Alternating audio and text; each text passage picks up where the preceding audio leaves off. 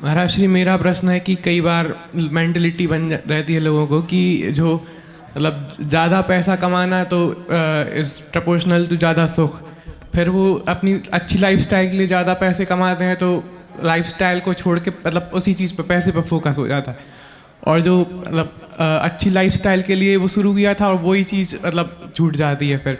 तो हमें इस मेंटलिटी को कैसे छोड़ें और अच्छे मतलब सुख किस चीज़ में ढूंढना चाहिए हम लोगों को, जिसमें अच्छी लाइफ क्या है? बहुत अच्छा प्रश्न है, प्रश्न की अनुमोदना करते हैं।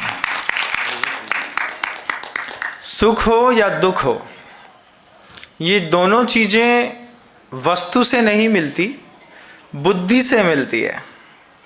कोई चीज़ें जो शुरुआत में सुख का निमित्त रहती हैं, एक बार बुद्धि पलट जाए तो वही चीज़ें दुख का निमित्त बनने लगती हैं।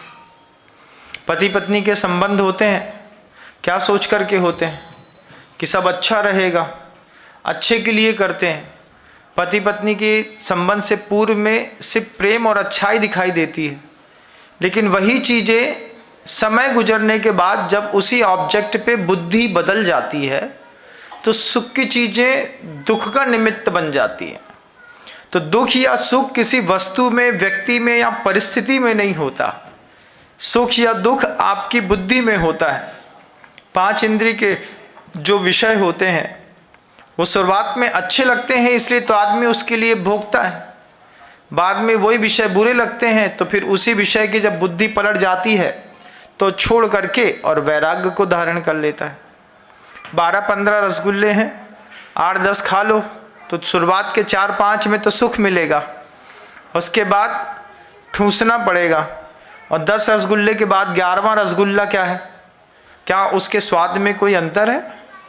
अंतर तो नहीं है, स्वाद तो वैसे ही है, लेकिन उसी रसगुल्ले के प्रति जैसी हमारी बुद्धि और कसाय भाव पलट जाते हैं तो वही सुख की चीज़ें दुख का निमित्त बन जाती हैं।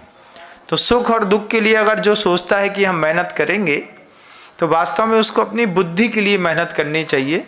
हम लोग हमेशा एक ही चीज़ सोचते हैं, आज जो व्यक्ति कोई भी वस्तु या परिस्थिति सुख का निमित्त है, कुछ दिन बाद वही दुख का निमित्त ना बन जाए। इसलिए इधर से उधर, उधर से उधर, उधर से उधर होते रहते हैं। लेकिन गृहस्थ एक जगह स्थिर रहता है, इसलिए वो परेशानियां झेलता रहता है। एक बार विवाह कर लिया, बंध गए, अब बंधने के बाद क्या है? सुख का निमित्त 4-6-8 महीने बाद दुख का निमित्त बन जाता है। कितने दिन के लिए?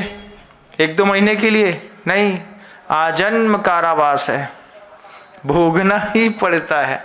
तो इसलिए सुख और दुख जो भी होता है वो सिर्फ बुद्धि के अधीन होता है।